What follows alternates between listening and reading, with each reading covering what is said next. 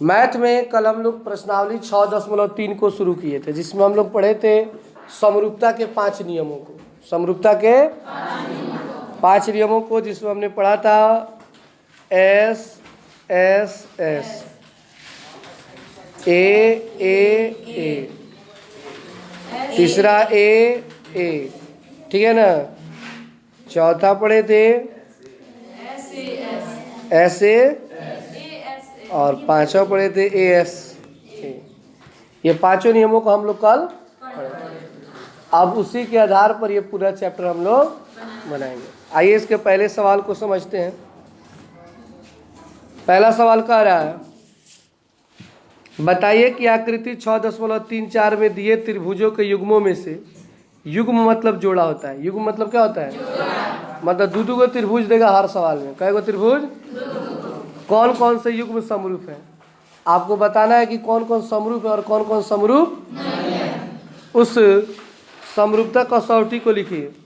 अगर त्रिभुज समरूप होगा, अगर त्रिभुज, तो आपको ये बताना है कि 5 को में से कौन से नियम से वो समरूप है। एस एस एस से है कि एस ए से है कि ए से है, मतलब किस नियम से ये समरूप है, उसको भी आपको क्या करना है, लिखना है, जिसका प्रयोग आपने उत्तर देने में किया है। तथा साथ ही समरूप त्रिभुजों को सांकेतिक रूप में व्यक्त कीजिए। अगर जो त्रिभुज समरूप होंगे, क्या होंगे, उनको सांकेतिक रूप में दिखाना है। अब सांकेतिक रूप क्या होता है समझिए। मान लीजिए कि यहाँ पर 2 त्रिभुज आप लोगों को दिखाई दे रहा होगा। बोलिए दिख रहा है कि नहीं दिख रहा है। पहला त्रिभुज है ए बी सी और दूसरा है पी क्यू। देख रहे हो ना। अगर मान लीजिए ये समरूप है, मान लीजिए ये क्या है, तो इसको सांकेतिक रूप में कैसे दिखाएंगे, तो लिखेंगे त्रिभुज, इसको क्या पढ़ते हैं, त्रिभुज ए बी सी समरूप। इसको क्या पढ़ते हैं, समरूप त्रिभुज पी क्यू। इसको कहते हैं सांकेतिक रूप। इसको क्या कहते हैं। ये कब लिखना है, जब त्रिभुज समरूप हो, नहीं होगा तो नहीं लिखना है, ठीक है ना। मतलब सब मिला जुला के बात यही है कि जो त्रिभुज समरूप होगा तो लिखेंगे समरूप है, नहीं होगा तो लिखेंगे समरूप नहीं है। क्लियर हो रहा है बात। समरूप हो जाएगा तो लिख देंगे कि आखिर किस नियम से समरूप है और उसको सांकेतिक रूप में दिखा देंगे। तो चलते हम पहले सवाल की ओर। इसमें टोटल कितना सवाल दिया है, 1 नंबर में 6 सवाल दिया है। कितना सवाल, हम आपको बारी बारी से सब समझाते हैं और एक सवाल इसमें आपको हम बना करके दिखाएंगे, उसे आप लोग उतारेंगे और बचे हुए 5 सवाल को आप लोग घर से, वैसे हम समझा देंगे लेकिन आप लोग बनाकर उसे लाएंगे। अगर आप लोग उसे अपने से बना लेंगे तो जीवन में कभी दिमाग से नहीं उतरेगा कैसे बनता है, ठीक है ना। अगर पहले सवाल को समझ गए तो बाबू किसी सवाल में दिक्कत नहीं होगा। बस ध्यान से देखिएगा। शुरू करें। पहला त्रिभुज है एबीसी और दूसरा त्रिभुज है एबीसी में कोण ए कितना है, तो पी कितना है, बताइए। दोनों बराबर है, तो कोण ए बराबर कोण ए बराबर कोण पी संगत कोण से। किस कोण से, क्योंकि दोनों का मान कितना डिग्री है, अच्छा। कोण बी का मान कितना है, और कोण क्यू का मान, कल बताए थे ना ये संगत होता है। कोण बी बराबर कोण संगत कोण से, क्या लिखेंगे, कोण सी कितना है, आर कितना है, बराबर है कि नहीं, तो लिखेंगे कोण क्यू बराबर संगत। बताइए जिस त्रिभुज की 3 भुजा बराबर हो, सॉरी 3 कोण बराबर हो, तीनों का तीनों कोण क्या हो, बराबर है, तो बताइए त्रिभुज समरूप होगा कि नहीं, होगा। किस नियम से होगा, ए से ऐसे लिख देंगे। त्रिभुज ABC समरूप त्रिभुज,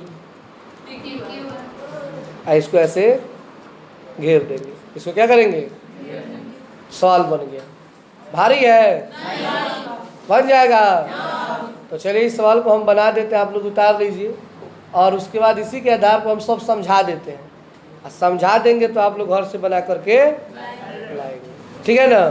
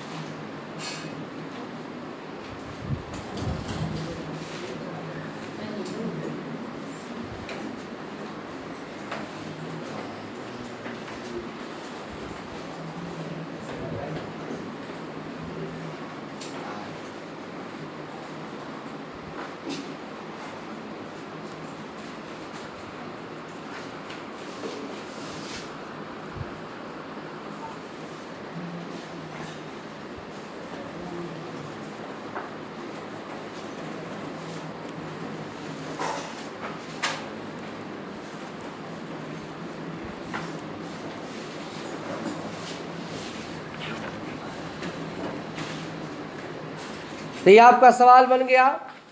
कोण ए बराबर कोण पी, कोण बी बराबर कोण क्यू, कोण सी बराबर कोण, तो ए से त्रिभुज क्या हो गया? तो इस तरह आप लोग बना लेंगे ना। चलिए इसको उतार लीजिए।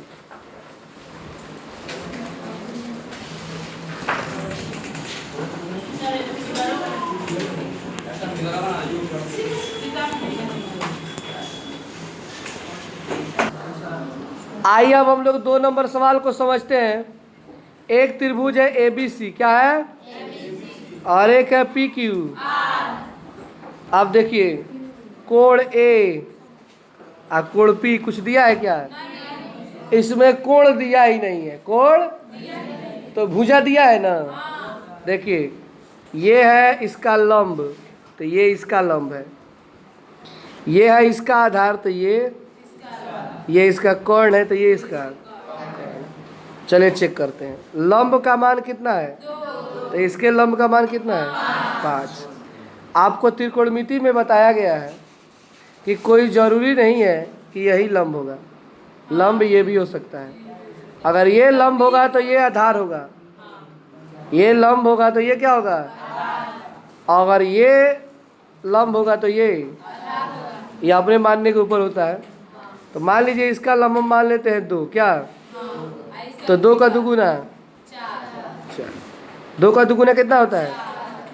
2.5 का दुगुना और 3 का दुगुना। तीनों का तीनों दुगुना है ना। अब कैसे इसको बनाएंगे तो समझिए इसको कैसे बनाएंगे।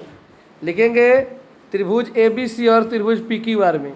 जैसे एक नंबर सवाल में हम लिखे हैं ना, त्रिभुज ABC और त्रिभुज, तो इसमें कोण नहीं है, हम भुजा को लेके चलेंगे। AB बटा QR,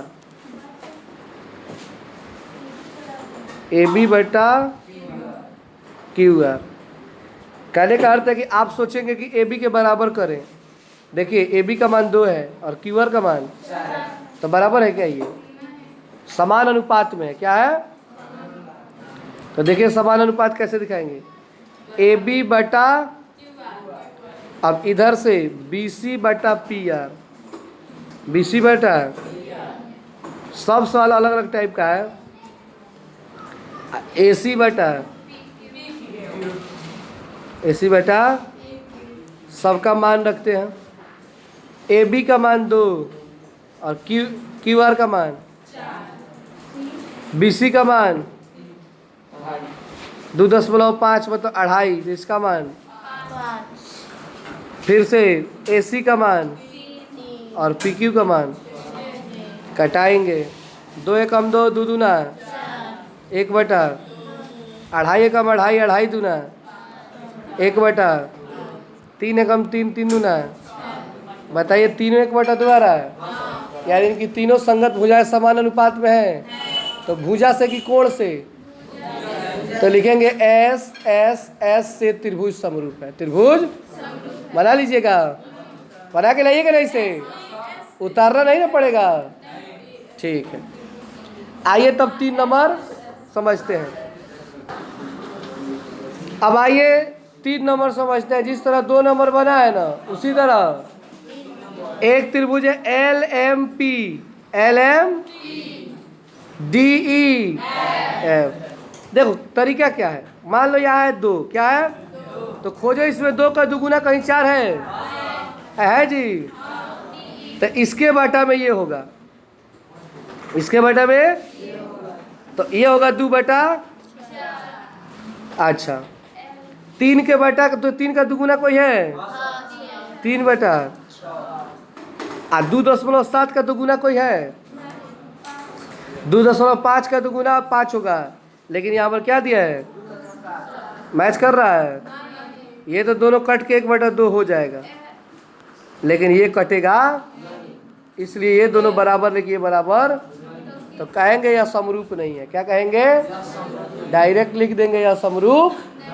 समझ गए? बस देखना है कि मैच कर रहा है कि नहीं कर रहा है। सवाल नंबर 4 समझेंगे। इसमें N M N L, M N और पी क्यू आर। उसके बाद देखिए 2.5 का दुगुना कहीं इधर है जी, 5 का दुगुना 10 है, इधर 70 है तो 70 है, तो 2 को भुजा 1 बराबर हो रहा है। तो कहेंगे एस ए एस, क्या से त्रिभुज क्या होगा? समरूप होगा। कैसे बनाएंगे? तो देखिए लिखेंगे एम एन बटा पी क्यू, एम एन बटा एम एल बटा और इसका मान रखेंगे 2.5 बटा 5, 5 बटा, कटाएंगे तो 2.5 कम, 2.5 दूना 5 कम, 5 दूना तो 2 को भुजा बराबर हो गया। और फिर नीचे लिख देंगे कोण एम बराबर कोण क्यू, दोनों कितना डिग्री है? तो एस ए एस से त्रिभुज क्या हो जाएगा? अब आइए क्वेश्चन नंबर 5 समझते हैं। अब इसमें भी देखना है 2.5 का दुगुना कोई है? ए है 80, तो एफ कितना है? 3 का दुगुना है, तो त्रिभुज समरूप होगा, बन जाएगा।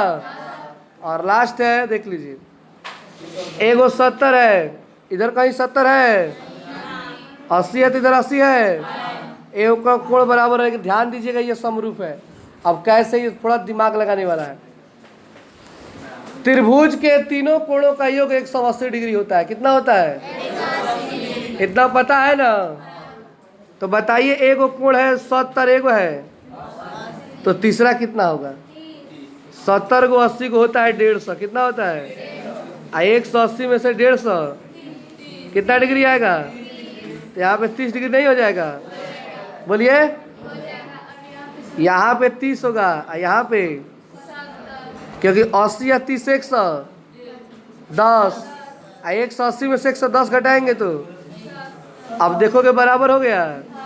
ये 30 तो ये भी, ये 70 तो ये, और 80 तो ए से त्रिभुज क्या होगा? समरूप होगा। तो इस तरह हमारा 1 नंबर सवाल, और आप लोग इसे घर से बनाकर। तो आज के लिए इतना ही, बाकी कल पढ़ा जाएगा।